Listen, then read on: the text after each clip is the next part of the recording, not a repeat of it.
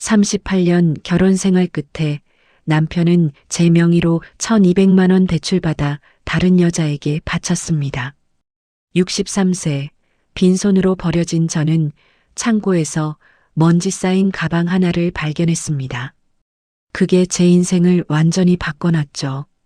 과연 저는 어떻게 바닥에서 다시 일어날 수 있었을까요?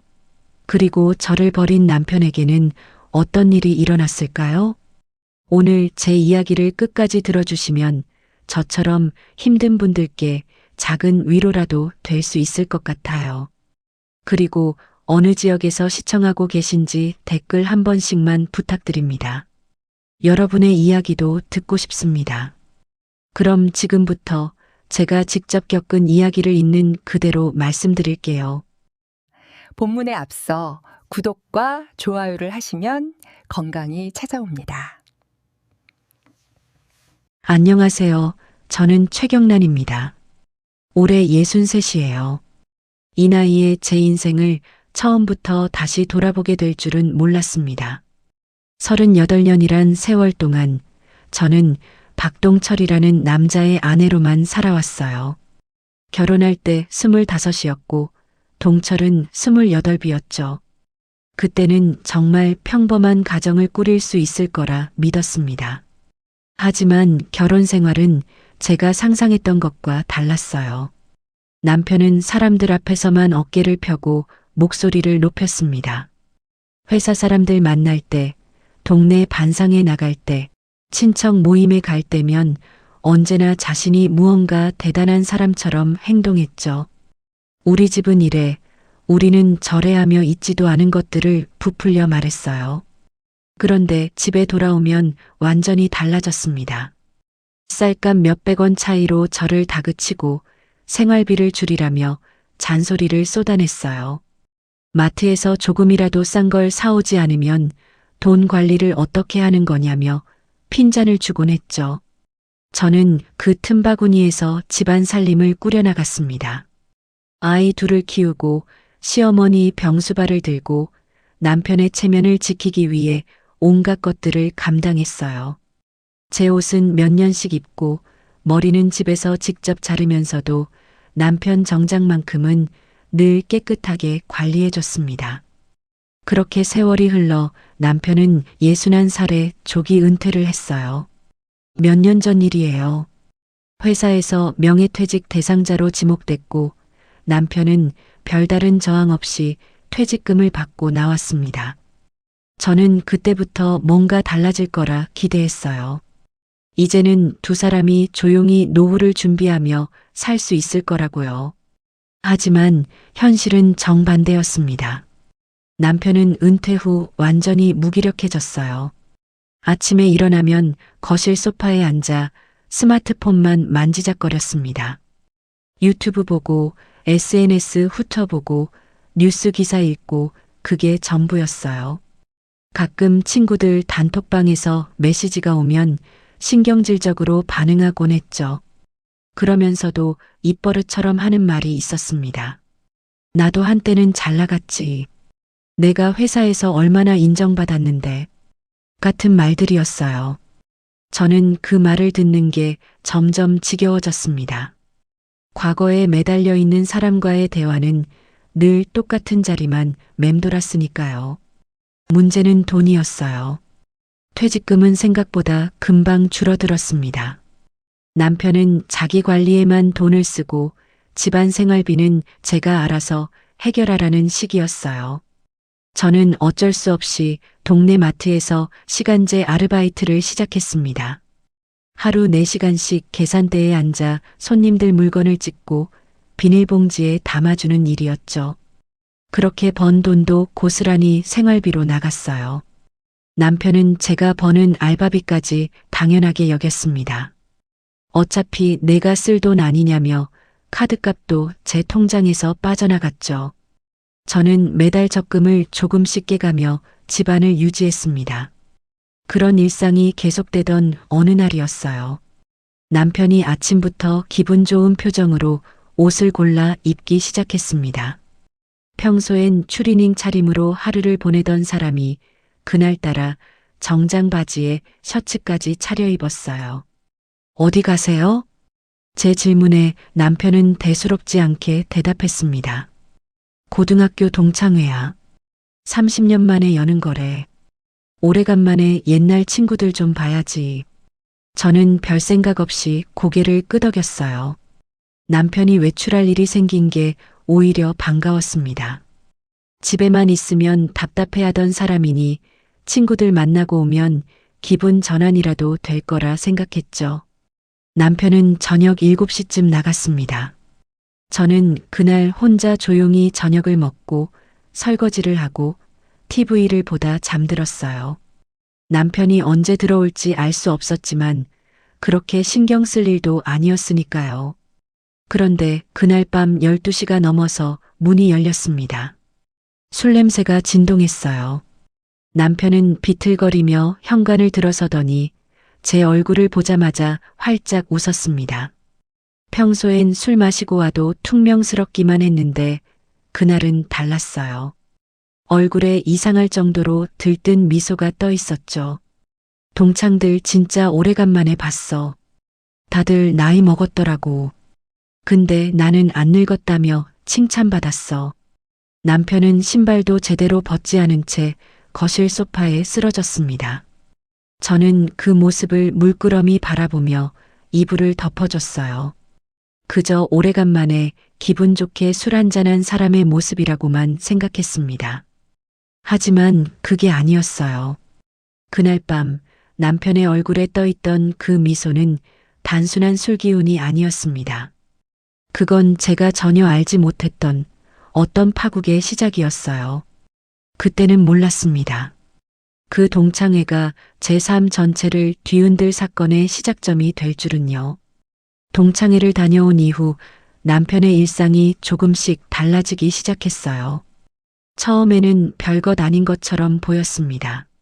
남편은 아침마다 스마트폰을 들여다보며 동창회 단톡방을 확인했어요. 가끔 웃음을 터뜨리거나 혼자 고개를 끄덕이며 뭔가를 열심히 타이핑하곤 했죠. 저는 그냥 오랜만에 친구들 만나서 기분이 좋은가 보다 싶었습니다. 하지만 남편이 하는 이야기는 점점 이상해졌어요. 거실에 앉아 있으면 남편이 불쑥 말을 꺼냈습니다. 누구는 자기 사업을 해서 대박이 났다더라. 누구는 아들이 의사가 됐다더라. 누구는 미국에서 살다가 귀국했다더라.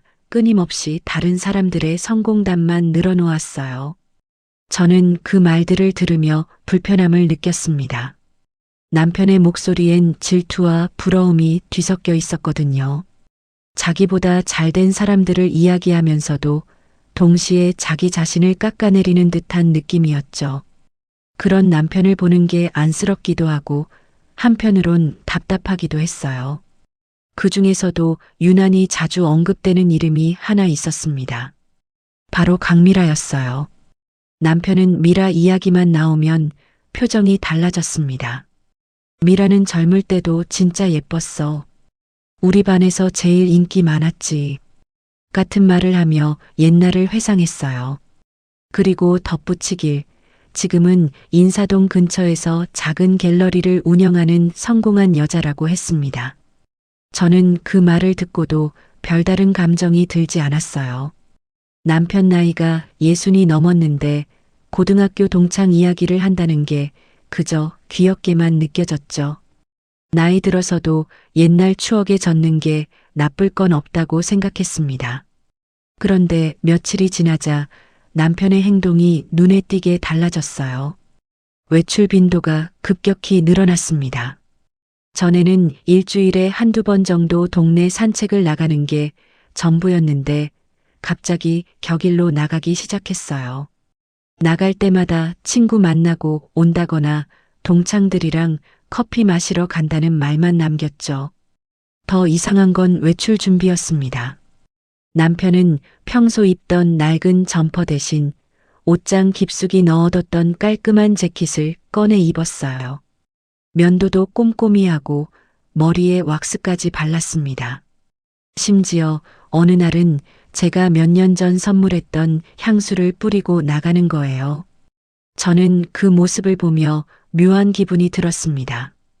결혼 생활 동안 남편이 저를 위해 이렇게 차려입은 적이 거의 없었거든요.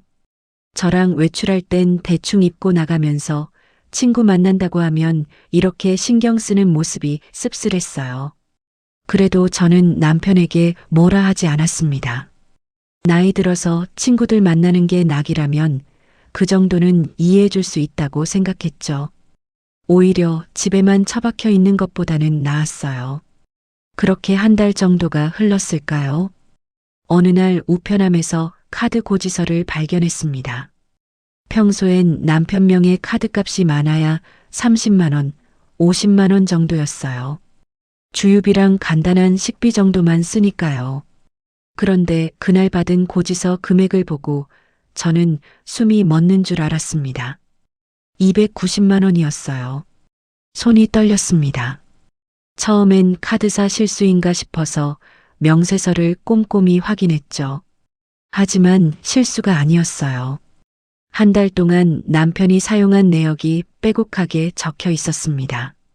강남모 호텔바 53만 원, 청담동 고급 레스토랑 48만 원, 신사동 와인바 35만 원, 인사동 이탈리안 레스토랑 41만 원. 그 외에도 카페, 술집, 선물가게 믿을 수 없는 금액들이 계속 이어졌어요. 저는 거실 바닥에 주저앉을 뻔했습니다. 다리에 힘이 풀려서 소파를 붙잡고 겨우 버텼죠. 손에 들린 명세서가 자꾸 흔들렸어요. 머릿속이 하얘지면서 아무 생각도 나지 않았습니다. 저희 집 한 달 생활비가 150만 원 정도였어요. 제가 알바하며 벌어온 돈까지 합쳐서 간신히 꾸려가는 금액이었죠. 그런데 남편은 한 달 만에 그 2배 가까운 돈을 쓴 거예요. 대체 무슨 돈으로, 어디서, 누구랑 이런 곳들을 다닌 걸까요? 저는 명세서를 들고 남편이 돌아오길 기다렸습니다. 그날 남편은 저녁 9시가 넘어서야 집에 들어왔어요. 얼굴이 상기돼 있었고 기분 좋은 표정이었죠. 저는 말없이 명세서를 남편 앞에 내밀었습니다. 남편의 표정이 순식간에 굳어졌어요. 몇 초간 침묵이 흘렀습니다. 그리고 남편이 입을 열었어요. 목소리가 평소와 달리 떨리고 있었습니다. 아, 그건 미라랑 간 게 아니고 남편은 변명을 시작했죠. 동창들이랑 같이 간 거라고, 자기만 돈 쓴 게 아니라 다 같이 나눠낸 거라고, 그래서 금액이 좀 큰 거라고 했어요. 하지만 저는 알 수 있었습니다. 남편의 말이 거짓이라는 걸요. 명세서에 적힌 장소들은 여러 명이 함께 가는 곳이 아니었어요. 호텔바, 고급 레스토랑, 와인바, 이건 누군가와 단둘이 가는 곳이었죠. 그리고 남편이 처음 꺼낸 이름이 미라였다는 것도 이상했어요. 제가 묻지도 않았는데 먼저 미라 이야기를 꺼냈다는 건 그만큼 신경 쓰이는 사람이라는 뜻이었습니다. 저는 그날 밤 한숨도 자지 못했어요. 침대에 누워 천장만 바라보며 온갖 생각이 머릿속을 스쳐 지나갔습니다. 38년을 함께 산 남편이 이제 와서 다른 여자한테 돈을 쓰고 있다는 게 믿기지 않았어요. 동시에 제 자신이 한심하게 느껴졌습니다. 이 나이까지 살면서 이런 일을 겪어야 한다는 게 억울하고 분했죠. 하지만 이건 시작에 불과했어요. 제가 알게 될 진실은 이것보다 훨씬 더 충격적이었으니까요. 카드값 이야기를 한 이후로 집안 분위기는 완전히 얼어붙었어요. 남편은 제 눈치를 보며 외출을 자제했습니다. 며칠간은 집에만 있으면서 스마트폰만 들여다봤죠. 하지만 저는 남편이 제 앞에서만 조용히 있을 뿐 뒤에서는 여전히 누군가와 연락하고 있다는 걸 느낄 수 있었어요. 화장실 갈 때마다 폰을 꼭 챙겨가고 잠들기 전에도 이불 속에서 화면을 들여다보는 모습이 자주 보였으니까요. 저는 남편에게 더 이상 묻지 않았습니다. 물어봐야 거짓말만 돌아올 게 뻔했거든요. 대신 조용히 지켜보기로 했어요. 언젠가는 진실이 드러날 거라고 생각했습니다. 그렇게 일주일 정도가 지났을 때였어요. 어느 날 아침 남편이 갑자기 큰 가방을 들고 거실로 나왔습니다. 여행용 캐리어는 아니고 평소 쓰던 큰 보스턴백이었죠. 가방 안에는 옷가지며 세면도구가 가득 들어 있었어요. 저는 식탁에 앉아 그 모습을 지켜봤습니다. 남편은 제 눈을 제대로 마주치지 못했어요. 현관 쪽으로 가방을 끌고 가면서 등을 돌린 채 말했습니다. 나 좀 나가 있을게. 며칠 친구 집에서 지낼 거야. 저는 아무 말도 하지 않았어요. 남편은 그게 더 불편했는지 목소리를 높였습니다. 너랑은 이제 못 살겠어. 맨날 나한테 의심의 눈초리로 쳐다보고 집에 있으면 숨이 막힌다고. 난 내 인생을 살 거야. 그 말을 끝으로 남편은 현관문을 쾅 소리 나게 닫고 나갔습니다. 저는 한참 동안 식탁에 그대로 앉아 있었어요. 커피잔을 든 손이 미세하게 떨렸지만 눈물은 나오지 않았습니다. 오히려 마음 한구석이 시원해지는 느낌이었죠. 38년 동안 묶여있던 끈이 풀어지는 것 같았어요. 남편이 나간 뒤 저는 그의 서재로 들어갔습니다. 평소엔 잘 들어가지 않던 공간이었어요. 남편이 내 방에는 함부로 들어오지 말라고 했었거든요. 하지만 이제 그런 말을 지킬 이유가 없었습니다. 책상 서랍을 열었어요. 오래된 서류들과 명함, 영수증 같은 게 어지럽게 쌓여 있었습니다. 저는 하나하나 꺼내며 확인했죠. 대부분 별것 아닌 것들이었어요. 그런데 서랍 맨 밑에서 은행 봉투 하나를 발견했습니다. 봉투를 열자 대출 서류가 나왔어요. 저는 그 순간 온몸에 소름이 돋았습니다. 대출 명의자가 저였거든요. 최경란. 제 이름으로 1,200만 원을 대출받은 서류였어요. 대출 실행일은 2달 전이었고 서명란에는 제 이름이 또박또박 적혀 있었습니다. 하지만 저는 이런 대출을 받은 적이 없었어요. 은행에 간 적도 서류에 서명한 적도 없었죠. 남편이 제 도장을 몰래 사용한 겁니다. 제 주민등록증 사본도 어디선가 구해서 위조 서류를 만든 거예요. 손이 부들부들 떨렸습니다. 이건 단순한 배신이 아니었어요. 범죄였죠. 저는 계속 서랍을 뒤졌습니다. 그리고 더 큰 충격을 받았어요. 남편의 옛날 휴대폰이 하나 나온 겁니다. 몇 년 전에 쓰던 폰이었는데 충전기를 꽂으니 화면이 켜졌어요. 비밀번호는 남편 생일이었죠. 저는 그걸 알고 있었습니다. 폰을 열자마자 카카오톡이 떴어요. 메시지함에 강미라라는 이름이 맨 위에 있었습니다. 대화 내용을 열어보는 순간 저는 숨이 막혔어요. 대화가 수백 개였습니다. 몇 달 전부터 시작된 대화였는데 처음에는 오랜만이야. 요즘 어떻게 지내? 같은 가벼운 안부로 시작됐어요. 그러다가 점점 친밀해지는 게 보였죠. 너랑 있으면 옛날 생각난다. 다음엔 좋은 데 가자 같은 메시지들이었습니다. 그리고 결정적인 대화가 있었어요. 남편이 미라에게 보낸 메시지였습니다. 미라야, 투자금 1,000만 원 보내줄게. 갤러리 확장한다며? 내가 도와줄 수 있어. 걱정하지 마. 이거 몇 배로 불려서 나중에 갚아줄게. 그 아래로 미라의 답장이 있었어요. 오빠 고마워. 근데 진짜 괜찮아? 오빠도 형편이 어려운 거 아니야? 남편의 답은 간단했죠.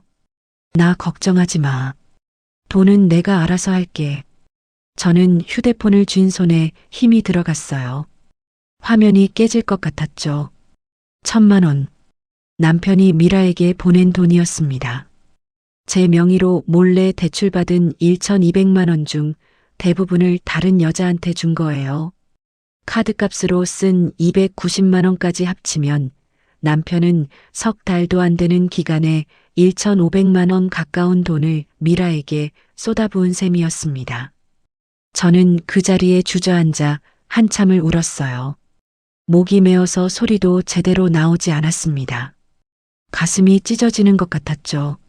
38년을 함께 산 남편이 제 이름으로 대출까지 받아가며 다른 여자에게 돈을 준 거예요. 얼마나 앉아 있었을까요? 눈물이 다 마르고 나서야 정신을 차렸습니다. 저는 천천히 일어나 휴대폰과 대출 서류를 모두 챙겼어요. 사진도 찍어두고 증거물로 따로 보관했습니다. 그날 밤 저는 처음으로 법률 상담을 검색해 봤습니다. 이혼 전문 변호사, 재산 분할, 위자료 평생 생각해 본 적 없던 단어들을 하나씩 찾아봤죠. 손가락이 떨려서 글자를 제대로 입력하기도 힘들었어요. 하지만 저는 멈출 수 없었습니다. 더 이상 망설일 이유가 없었어요. 제가 살기 위해서라도 이제는 싸워야 했습니다. 다음 날 아침 저는 동네 법률사무소에 전화를 걸었어요. 목소리는 떨렸지만 말은 또렷하게 했습니다. 이혼 소송 상담 받고 싶습니다. 상담 예약을 마치고 전화를 끊는 순간 가슴속에서 뭔가가 단단하게 굳어지는 느낌이었어요. 이제 저와 남편의 긴 싸움이 시작되는 순간이었습니다. 이혼 소송 준비를 시작하고 며칠이 지났어요. 변호사와 첫 상담을 마치고 돌아온 날 저는 집안을 정리하기 시작했습니다. 남편이 나간 뒤 혼자 지내려니 집이 너무 넓게 느껴졌어요. 필요 없는 물건들을 정리하고 공간을 다시 정돈해야겠다는 생각이 들었죠. 베란다 옆 작은 창고부터 시작했어요. 몇 년 동안 한 번도 열어본 적 없는 공간이었습니다. 문을 열자 먼지가 확 날렸죠. 오래된 이불, 깨진 선풍기, 아이들이 어릴 때 쓰던 장난감 같은 것들이 쌓여 있었어요. 하나씩 꺼내 분류하다가 구석에 놓인 낡은 가방 하나가 눈에 들어왔습니다. 먼지가 두껍게 쌓인 갈색 가죽 클러치였어요. 순간 가슴이 철렁했습니다. 이 가방을 본 게 얼마 만인지 기억도 안 날 정도로 오래됐거든요. 저는 조심스럽게 가방을 꺼내 들었어요. 무게감이 느껴졌습니다. 표면을 손으로 쓸어내니 가죽 특유의 질감이 손끝에 전해졌죠. 이 가방은 제가 24살 때 직접 디자인하고 만든 거였어요. 결혼하기 전 이야기입니다. 저는 짧은 기간이지만 가죽 공예를 배웠었어요. 동네 작은 공방에서 일주일에 2번씩 수업을 들었죠. 바늘로 가죽을 꿰매고 염색하고 형태를 잡는 일이 재밌었습니다. 손으로 뭔가를 만드는 게 이렇게 즐거운 일인지 그때 처음 알았어요. 그렇게 몇 달을 배우고 나서 만든 게 바로 이 클러치였습니다. 제 첫 작품이었죠. 디자인도 제가 직접 그렸고 가죽도 제가 골랐어요. 완성하는데 한 달이 걸렸습니다. 바느질 하나하나에 정성을 쏟았고 금속 장식도 직접 달았죠. 완성했을 때의 뿌듯함은 아직도 기억나요. 선생님이 칭찬해 주셨고 다른 수강생들도 예쁘다고 해줬습니다. 심지어 지나가던 손님 한 분이 이거 팔면 안 되냐고 물어보기도 했어요. 저는 그때 처음으로 내 손으로 돈을 벌 수 있겠구나라는 생각을 했습니다. 하지만 그 꿈은 오래가지 못했어요. 결혼 준비를 하면서 공방 다니는 걸 그만뒀거든요. 남편이 되는 사람이 말했죠. 결혼하면 살림하느라 바쁠 텐데 그런 취미 생활은 나중에 해도 돼. 저는 그 말을 듣고 순순히 따랐습니다. 그게 당연한 순서라고 생각했으니까요. 그리고 세월이 흘렀어요. 아이를 낳고 키우고 집안일에 매달리다 보니 가죽 공예는 완전히 잊혀졌습니다. 제가 만들었던 클러치도 창고 구석에 처박혀 있었죠. 40년 가까이 지나는 동안 저는 단 한 번도 이 가방을 다시 꺼내볼 생각을 하지 못했어요.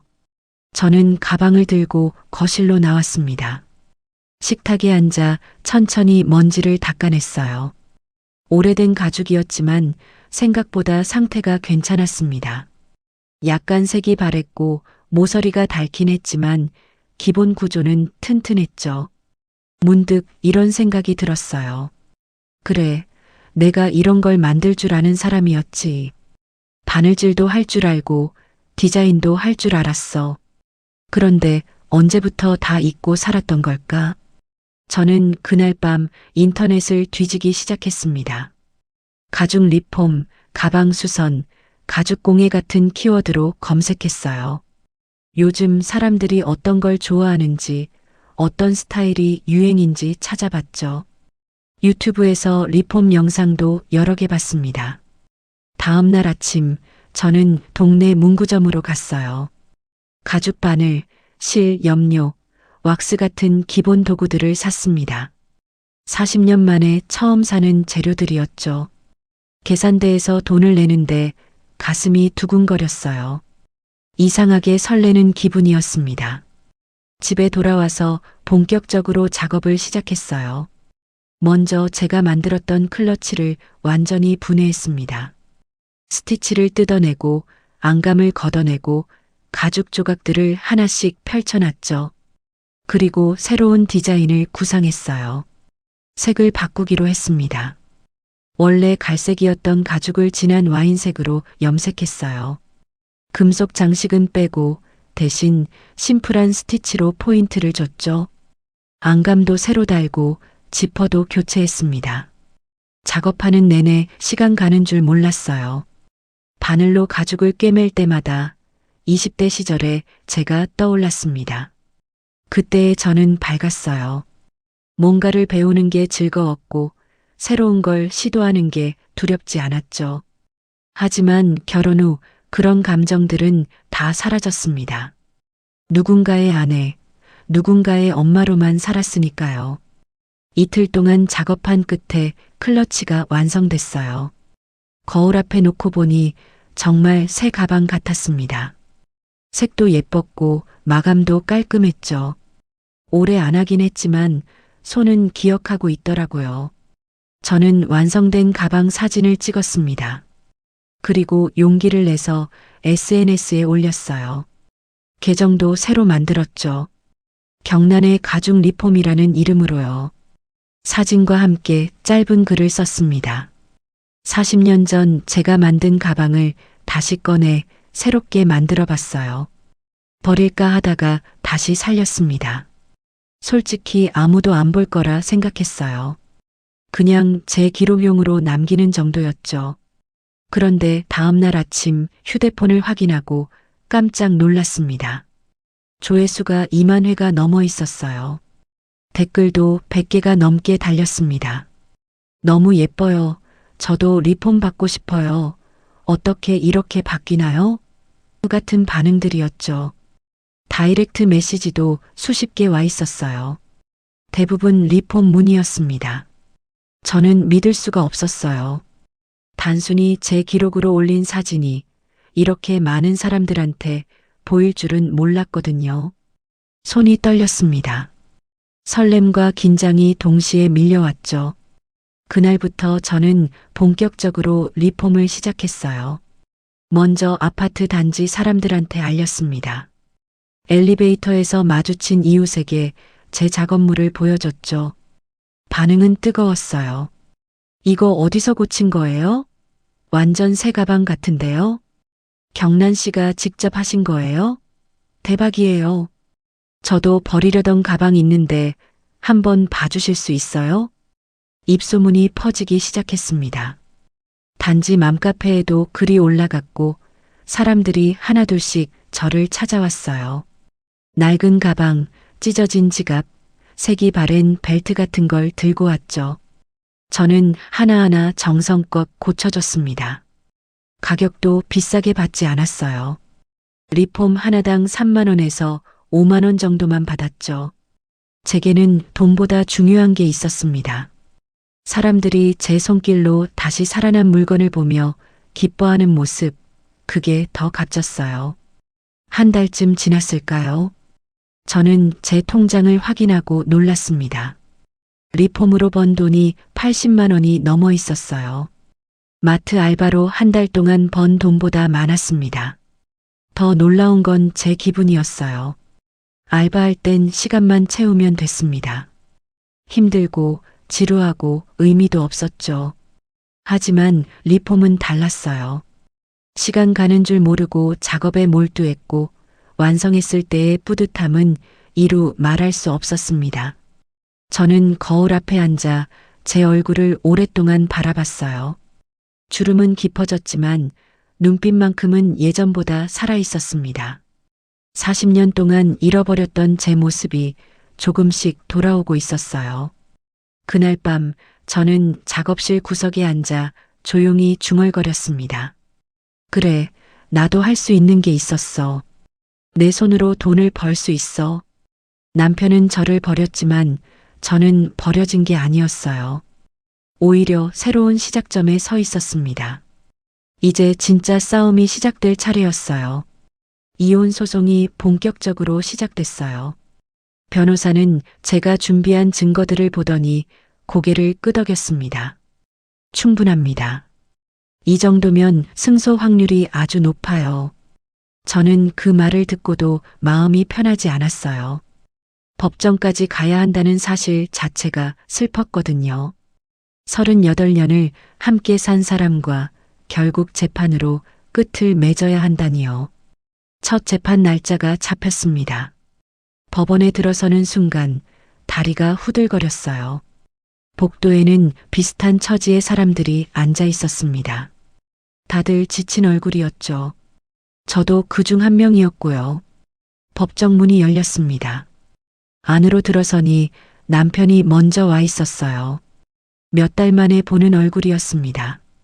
많이 초췌해져 있었죠. 수염도 제대로 안 깎았고 옷도 구겨진 셔츠 차림이었어요. 예전에 그렇게 신경 쓰던 외모 관리는 온데간데 없었습니다. 남편은 제 눈을 피했어요. 고개를 숙인 채 자리에 앉아 있었죠. 저는 남편 맞은편에 앉았습니다. 같은 공간에 있지만 이미 우리는 완전히 다른 세계에 살고 있었어요. 재판이 시작됐습니다. 판사가 서류를 넘기며 사건 개요를 설명했어요. 남편 측 변호사가 먼저 입장을 밝혔습니다. 피고는 일시적인 실수를 했을 뿐이며 원고가 과도하게 반응하고 있습니다. 같은 변명이었죠. 하지만 제 변호사가 증거들을 하나씩 제출하자 분위기가 바뀌었어요. 첫 번째 증거는 카드 명세서였습니다. 석 달간 290만 원을 사용한 내역이 낱낱이 드러났죠. 호텔바, 고급 레스토랑, 와인바 판사가 명세서를 보며 미간을 찌푸렸어요. 두 번째 증거는 대출 서류였습니다. 제 명의로 무단으로 받은 1,200만 원. 제 서명이 위조됐다는 사실도 함께 제출됐어요. 필적 감정 결과까지 첨부했죠. 세 번째 증거가 결정타였습니다. 남편과 강미라의 카카오톡 대화 내용이었어요. 투자금 보내줄게, 몇 배로 갚아줄게 같은 메시지들이 화면에 띄워졌습니다. 법정 안이 조용해졌어요. 판사가 남편을 바라봤습니다. 피고는 이 증거들에 대해 해명할 수 있습니까? 남편은 입을 열지 못했어요. 한참을 침묵하다가 결국 고개를 떨구고 말았습니다. 재판은 생각보다 빨리 진행됐어요. 증거가 워낙 명확했으니까요. 판사는 남편의 행위를 하나하나 짚었습니다. 배우자 몰래 타인과의 친밀한 관계 유지, 정당한 사유 없이 가출하여 부양 의무 포기, 배우자 명의 무단 대출 및 재산 유용, 생활비 미지급으로 인한 경제적 학대, 모든 항목이 남편의 책임으로 인정됐습니다. 판사는 최종 판결문을 읽었어요. 재산 분할 비율은 원고 80%, 피고 20%로 한다. 위자료는 별도로 피고가 원고에게 2천만 원을 지급할 것. 그 순간 남편이 고개를 번쩍 들었습니다. 얼굴이 새하얗게 질려 있었어요. 입술이 파르르 떨렸죠. 하지만 아무 말도 하지 못했습니다. 이미 끝난 일이었으니까요. 저는 그 모습을 담담하게 바라봤어요. 복수가 시원하다거나 통쾌하다는 감정은 들지 않았습니다. 그저 길고 긴 싸움이 끝났다는 안도감 뿐이었죠. 법정을 나서는데 남편이 제 뒤를 따라왔어요. 경란한 목소리가 떨리고 있었습니다. 저는 돌아보지 않았어요. 그냥 앞만 보고 걸었습니다. 더 이상 들을 말이 없었거든요. 재판이 끝나고 며칠 뒤 남편에게 무슨 일이 생겼는지 소식이 들려왔어요. 강미라가 남편을 완전히 밀어냈다는 겁니다. 남편이 재산을 거의 다 잃었다는 소식을 듣고 미라는 연락을 끊어버렸대요. 남편이 찾아가자 차갑게 말했답니다. 돈도 없는데 왜 나한테 매달리세요? 전 오빠를 이용할 만큼 했어요. 이제 그만 좀 귀찮게 하지 마세요. 남편은 그 말을 듣고 완전히 무너졌다고 해요. 미라가 진심으로 자기를 좋아했다고 믿었던 모양이에요. 하지만 미라에게 남편은 그저 돈 쓸 사람일 뿐이었죠. 돈이 떨어지자 아무 미련 없이 버린 겁니다. 갈 곳이 없어진 남편은 고시원을 알아봤대요. 하지만 보증금조차 없었죠. 재산 분할로 받을 목도 거의 없었고 위자료는 제게 줘야 했으니까요. 결국 남편은 무료 쉼터를 전전하게 됐습니다. 누군가 그 소식을 전해줬을 때 저는 복잡한 감정이 들었어요. 불쌍하다는 생각도 들었지만 동시에 이게 남편이 자초한 일이라는 것도 알고 있었죠. 40년 가까이 함께 산 사람이 이렇게 무너지는 걸 보는 건 씁쓸했습니다. 하지만 저는 제 삶을 살아야 했어요. 남편의 불행에 매달려 있을 시간이 없었죠. 그 시기 제 리폼 공방은 놀라울 정도로 바빴습니다. SNS에 올린 작업물들이 계속 화제가 됐어요. 조회수는 날마다 올라갔고 문의 메시지는 끊이질 않았죠. 예약이 2달치나 밀려 있었습니다. 하루에 서너 건씩 작업해도 밀린 주문을 소화하기 힘들 정도였어요. 가방, 지갑, 벨트, 신발까지 가죽으로 된 거라면 뭐든 맡겨왔습니다. 작업량이 많아지자 제 실력도 늘었어요. 처음에는 단순한 리폼만 했는데 이제는 디자인 변경까지 할 수 있게 됐죠. 오래된 가방을 완전히 분해해서 새로운 형태로 만드는 작업도 했습니다. 손님들의 반응은 기대 이상이었어요. 와, 새 가방 같아요. 완전히 다시 태어났네요. 그 같은 말을 들을 때마다 가슴이 뿌듯했습니다. 제 손으로 누군가에게 기쁨을 줄 수 있다는 게 이렇게 행복한 일인 줄 몰랐어요. 어느 날 저녁 작업실에 앉아 완성된 가방들을 바라봤습니다. 책상 위에 놓인 가방들은 모두 제 손을 거쳐 새 생명을 얻은 것들이었어요. 버려질 뻔했던 물건들이 다시 주인의 곁으로 돌아가는 거죠. 문득 제 자신과 겹쳐 보였습니다. 저도 버려질 뻔했어요. 남편은 저를 쓸모없는 존재로 여겼죠. 하지만 저는 다시 일어났습니다. 잊고 있던 제 가치를 찾아냈고 새로운 길을 만들어냈어요. 통장 잔고도 점점 늘어났습니다. 첫 달 80만 원이었던 수입이 2달째에는 150만 원이 됐어요. 세 달째에는 200만 원을 넘겼죠. 마트 알바비의 3배가 넘는 금액이었습니다. 더 중요한 건 제 마음이었어요. 알바할 때는 늘 시간이 안 가길 바랐습니다. 하루가 길고 지루했죠. 하지만 리폼 작업을 할 때는 시간이 너무 빨리 갔어요. 밤새 작업해도 피곤한 줄 몰랐습니다. 저는 거울 앞에 서서 제 모습을 오랫동안 바라봤어요. 주름은 더 깊어졌지만 표정은 한결 밝아져 있었습니다. 눈빛에 생기가 돌았고 입가에는 미소가 머물러 있었죠. 그날 밤 저는 작업실 한 구석에 조용히 앉아 중얼거렸습니다. 당신이 버린 건 나였지만 나는 버린 걸 기회로 만들었어. 남편은 제가 아무것도 할 수 없는 사람이라고 생각했을 거예요. 그래서 함부로 대했고 결국 버렸죠. 하지만 남편이 틀렸습니다. 저는 할 수 있는 게 많은 사람이었어요. 단지 기회가 없었을 뿐이었죠. 이제 그 기회가 왔습니다. 63세 나이에 인생을 다시 시작할 기회가요. 이혼이 최종 확정되고 한 달이 지났어요. 법원에서 판결문을 받아든 날, 저는 집으로 돌아와 혼자 조용히 앉아 있었습니다. 38년의 결혼 생활이 종이 몇 장으로 정리되는 게 참 허무하게 느껴졌어요. 하지만 동시에 해방감도 들었죠. 이제 진짜 제 인생을 살 수 있겠다는 생각이었습니다. 재산 분할로 받은 돈과 위자료를 합치면 꽤 큰 금액이었어요. 저는 이 돈으로 뭘 할지 오래 고민했습니다. 그냥 저축해두고 조용히 살 수도 있었죠.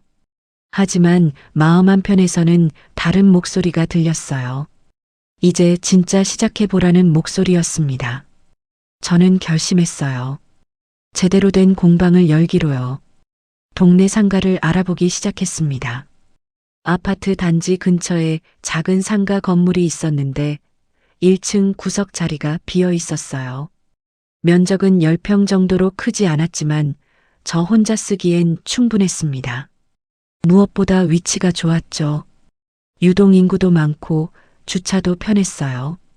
임대 계약을 하는 날 손이 떨렸습니다. 제 이름으로 사업자 등록을 하고 임대차 계약서에 도장을 찍는 순간 가슴이 두근거렸어요. 63세 나이에 새로운 도전을 한다는 게 무섭기도 했지만 동시에 살아있다는 느낌이 들었습니다. 인테리어는 최대한 심플하게 했어요. 한쪽 벽에는 작업대를 설치하고 반대편에는 완성된 작품들을 진열할 선반을 달았습니다. 입구 쪽에는 손님들이 앉아서 상담할 수 있는 작은 테이블도 놓았죠. 조명은 밝게, 벽은 깨끗한 흰색으로 칠했어요. 가장 공들인 건 간판이었습니다. 글씨체를 여러 번 바꿔가며 고민했어요. 너무 화려하지도 너무 수수하지도 않게. 결국 정한 이름은 최경란 리폼 공방이었습니다. 제 이름을 당당히 내걸었죠. 간판이 달리는 날 저는 길 건너편에서 한참 동안 그 간판을 바라봤어요. 햇빛에 반짝이는 글씨들이 눈부셨습니다. 최경란. 40년 가까이 누군가의 아내, 누군가의 엄마로만 불렸던 제 이름이 이제 저를 대표하는 간판이 된 거예요. 눈물이 핑 돌았습니다. 기쁜 눈물이었어요. 제가 이런 날을 맞을 수 있을 거라고는 상상도 못했거든요. 공방을 연 첫 달 매출은 420만 원이었습니다. 임대료와 재료비를 빼도 순수익이 200만 원이 넘었어요. 마트에서 일할 때에 4배가 넘는 금액이었죠. 통장에 찍힌 숫자를 보며 믿기지 않았습니다. 하지만 돈보다 더 값진 게 있었어요. 손님들이 만족해하는 모습이었습니다. 버리려던 가방을 들고 왔다가 새 것처럼 바뀐 가방을 받아들고 환하게 웃는 얼굴들. 그 표정을 볼 때마다 제가 의미 있는 일을 하고 있다는 확신이 들었어요. 입소문은 빠르게 퍼졌습니다. 단지 맘카페는 물론이고 지역 커뮤니티에도 제 공방 이야기가 올라갔어요. 거기 진짜 잘해요. 사장님이 너무 친절하세요. 가격도 합리적이에요. 같은 후기들이 달렸죠. 2달째에는 손님이 너무 많아져서 예약제로 바꿔야 했습니다. 하루에 5건 이상은 받지 않기로 했어요. 제대로 작업하려면 한 건당 최소 2시간은 필요했거든요. 서두르면 퀄리티가 떨어진다는 걸 잘 알고 있었죠. 그러던 어느 날 구청에서 연락이 왔어요. 시니어 창업 지원 프로그램 담당자였습니다. 최경란 사장님 사례를 듣고 연락드렸어요. 혹시 강연을 부탁드릴 수 있을까요? 은퇴 후 새로운 도전을 꿈꾸는 어르신들께 큰 힘이 될 것 같아서요. 처음엔 제가 강연을 할 수 있을까 걱정됐습니다. 사람들 앞에서 말하는 게 익숙하지 않았거든요. 하지만 담당자분이 그냥 경험담을 편하게 이야기해 주시면 돼요라고 하셔서 용기를 냈어요. 강연 당일 구청 회의실에는 50명 정도의 어르신들이 모여 있었습니다. 대부분 저와 비슷한 연령대였어요. 다들 진지한 표정으로 앞을 바라보고 계셨죠. 저는 떨리는 목소리로 제 이야기를 시작했습니다. 결혼 생활 이야기, 남편의 배신, 이혼 과정, 그리고 우연히 다시 시작하게 된 가족공예 이야기까지 1시간 동안 제 인생을 있는 그대로 들려드렸어요. 이야기를 마치자 박수가 터져 나왔습니다. 몇몇 분들은 눈물을 닦고 계셨어요. 강연이 끝나고 여러분이 다가와 손을 잡아주셨습니다. 저도 용기를 얻었어요. 덕분에 희망이 생겼어요. 같은 말씀들을 해주셨죠. 그날 집으로 돌아오는 길에 저는 가슴이 벅차올랐습니다. 제 경험이 누군가에게 도움이 될 수 있다니, 제 고통이 헛되지 않았다는 생각이 들었어요. 강연 이후 예상치 못한 일이 생겼습니다. 지역 케이블 방송에서 취재 요청이 온 거예요. 시니어 창업 성공 사례를 소개하는 프로그램이라고 했습니다. 촬영팀이 공방으로 왔을 때 저는 떨렸어요. 카메라 앞에 서본 적이 없었거든요. 하지만 PD님이 평소처럼 작업하시면 돼요라고 하셔서 마음을 놓았습니다. 촬영은 하루 종일 이어졌어요. 제가 작업하는 모습, 손님과 상담하는 장면, 완성된 작품들을 보여주는 장면까지 인터뷰에서는 솔직하게 제 이야기를 했습니다. 이혼 이야기도 어려웠던 순간들도 다 담았죠. 방송이 나간 뒤 반응은 폭발적이었어요. 공방 전화가 하루 종일 울렸습니다. 문의 메시지는 수백 개가 쌓였죠. 심지어 다른 지역에서도 택배로 물건을 보내오는 분들이 생겼어요. 감당하기 힘들 정도로 바빴지만 행복했습니다.